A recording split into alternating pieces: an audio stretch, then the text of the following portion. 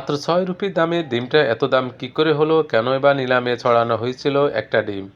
কাহিনীর শুরু শোপাওয়ার জেলার মাফানপুরা গ্রামের একটি মসজিদ থেকে। মসজিদ কমিটি সিদ্ধান্ত নেয় যে ঈদ উপলক্ষে বাড়ি বাড়ি ঘুরে তারা নগদ অর্থ আর বিভিন্ন সামগ্রী দান হিসেবে সংগ্রহ করবে।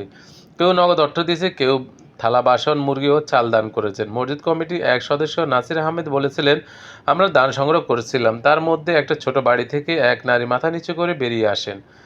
আমার কাছে এসে তিনি একটা ডিম দিয়ে বলেন, তার দানটা যেন আমি গ্রহণ করি। নাসির আহমেদ বলেছিলেন, ওই নারী খুবই গরিব, একটা ভাঙাচোরা ছোট ঘরে একমাত্র ছেলের সঙ্গে বাস করেন। ডিম নিয়ে কি করা হবে? নাসির আহমেদ বলেন, অন্য অন্য জিনিসগুলো তো বিক্রি করার জন্য দেওয়া হয়ে গিয়েছিল, কিন্তু আমার দুশ্চিন্তার কারণ হয়ে উঠছিল ডিমটা নিয়ে।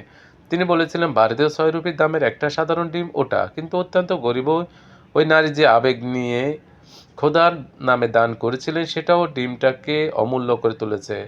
কমিটির অন্য সদস্যদের সঙ্গে আলোচনা করে ডিমটাকে নিলামে তোলার সিদ্ধান্ত নেওয়া হয়। ৩ দিন পর ডিমটা ফেরত নিয়ে নেওয়া হবে, এরকম সিদ্ধান্ত জানানো হয়।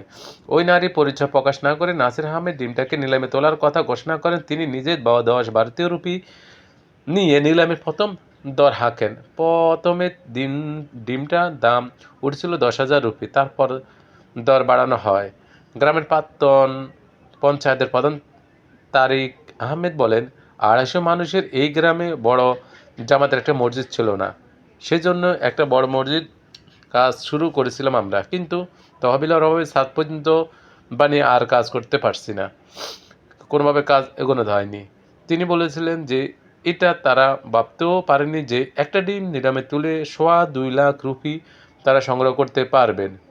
মসজিদ কমিটির সিদ্ধান্ত নেয় যে ডিমটা ৩ দিন পর্যন্ত নিলামে করা হবে। নাসির আহমেদ বলেছিলেন, প্রথম ২ দিনে ১০, ২০, ৩০ বা ৫০,০০০ রুপি পর্যন্ত দর উঠেছিল। প্রতিবারের ডিমটা ফেরত নিয়ে নেওয়া হতো। এরপর শেষ দিন পর্যন্ত সন্ধ্যা ৭টা নিলাম চলবে বলে ঘোষণা দেওয়া হয়। সবচেয়ে বেশি দর যিনি দিতে পারবেন শেষ পর্যন্ত, তার হাতে ডিমটা দেওয়া হবে বলে জানানো হয়েছে। শেষ দিনে নিলামে হাজির ছিলেন সফরের ব্যবসায়ী দানিশ হামিদ। নিলামের ২ বার হাঁক দেওয়া হয়েছিল ৫৪,০০০ রুপির। একেবারে শেষ লাইনে দাঁড়িয়ে থাকা হামিদ দর হাঁকিয়ে ৭০,০০০। এভাবে মোট ২,২৬,৩৫০ রুপি জমা হয়।